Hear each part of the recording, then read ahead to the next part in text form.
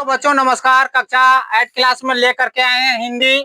हिंदी में क्या है, वर्णमाला आसान शब्दों में समझाएंगे। और ये छोटे छोटे नन्हे मुन्ने के लिए, जो हमारा देश की भविष्य उभर रहे हैं, उनके लिए है।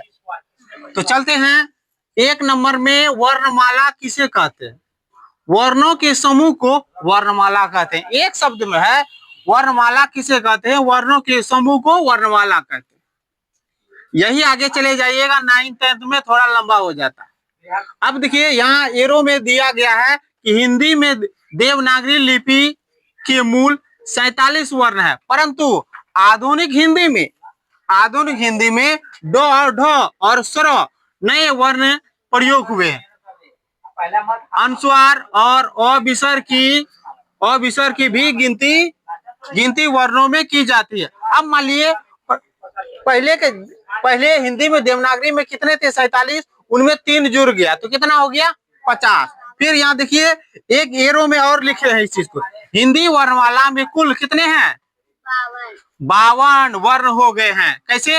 यहाँ 47 है, एक इसको जोड़िए 48, एक इसको जोड़िए 49, एक इसको जोड़िए 50, और यहाँ एक 51, एक 52। इसीलिए एरो में लिख दिए हिंदी वर्णमाला में कुल 52 वर्ण होते हैं। पूछता है ऑब्जेक्टिव में। उसके बाद प्रश्न चलते हैं। वर्ण के कितने भेद होते हैं? वर्ण के 2 भेद होते हैं। कितने भेद होते हैं? वर्ण के 2 भेद होते हैं। कौन कौन?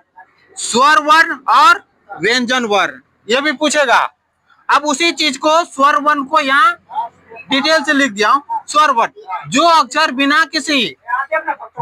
बिना किसी दूसरे अक्षर की सहायता के स्वयं या खुद अपने से बोले जाते हैं, उन्हें स्वर वर्ण कहते हैं। इसका एग्जांपल देख लीजिए। अब पूछेगा स्वर वर्ण कितने हैं, तो यहाँ लिख दिए हैं कितना? 11। कौन? अ, आ, हर्षई, दीर्घई, हर्षयु, दीर्घऊ, ए, ऐ, ओ, औ। 11 है। पूछेगा स्वर वर्ण कितना है, तो 11 है। तो चलते हैं व्यंजन में। व्यंजन वर्ण जो अक्षर स्वर की सहायता से बोले जाते हैं, उन्हें व्यंजन वर्ण कहते हैं। यानी स्वर की सहायता लेगा ये व्यंजन।